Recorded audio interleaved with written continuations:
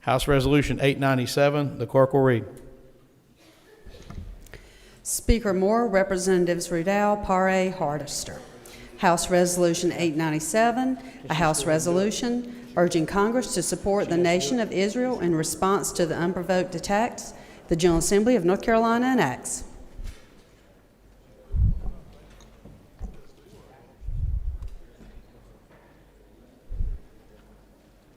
Clerk will read the resolution in its entirety.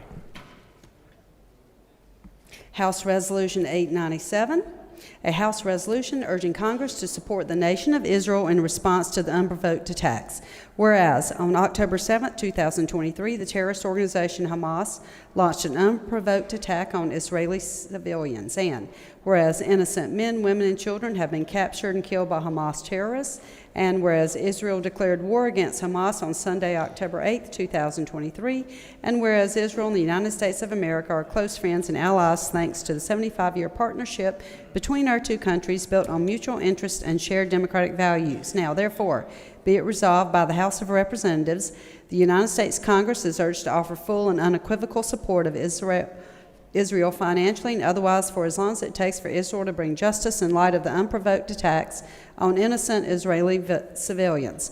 This resolution is effective upon adoption. For what purposes the gentleman from Cleveland, Representative Moore, rise? Debate the resolution. Gentleman is recognized to debate the resolution.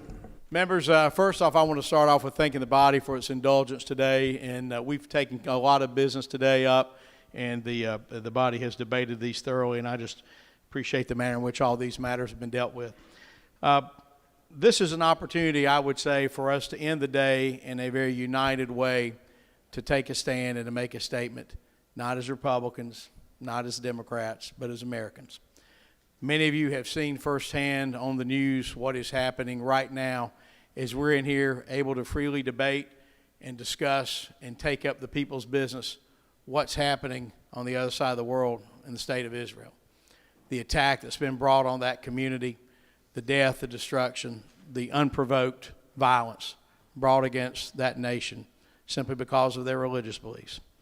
It is an absolute travesty that is happening. You know, Israel has been a great ally of the United States now for over 75 years. They've been a solid cornerstone of democracy. They have stood for having a democratic rule in a very, very tough region of the world. A couple of years ago, I had the chance to travel to Israel along with, at the time, Representative Hannig, now Senator Hannig, and saw a lot of things that just made my jaw drop. I know a number of you on this House floor have also traveled to Israel. A number of you who are pastors, a number of you who have traveled over in your official capacity for business or for vacation to simply see the Holy Land. And when you see it, it makes an impact.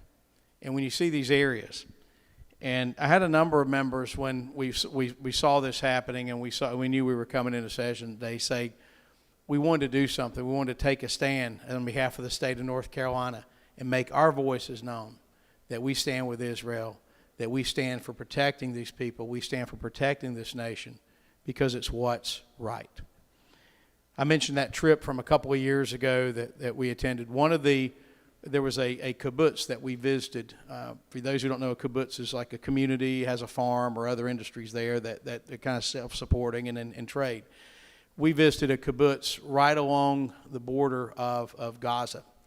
And that kibbutz, it was shared with me earlier today, was one of the ones that was attacked with terrorists coming in on these paragliders. And Gaza was very close. You could, I have photos on my phone. I'll be glad to show anybody afterwards if you want to see those of how close we were to Gaza. But literally this community that we visited was one of the ones that was attacked. I'm told that of 200 people who lived there, that 70 people were killed, including women and small children. That is senseless violence. That is terrorism. Just in the way that we as a nation were attacked on 9/11, so too Israel has been attacked. And we owe it to a freedom-loving democracy to stand with them in their time of need. I know today this resolution is a piece of paper. It is words, but it symbolizes so much more than that.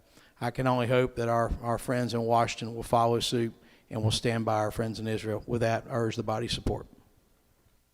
For what purpose does the gentleman from Guilford, Representative Harnister, rise? To debate the resolution. Gentleman's recognized to debate the resolution. Thank you, Mr. Speaker. I cannot say it much better than the gentleman from Cleveland just did, but I do want to share a personal story. I did visit Israel in 2017. It seems like it was just yesterday. And I did visit one of those kibbutz near the Gaza Strip where I met people who I would call a friend. And I've kept in touch with some of them over the years, but I hate to say it, over the last few days, I've attempted to reach out to them. Some of them I've made contact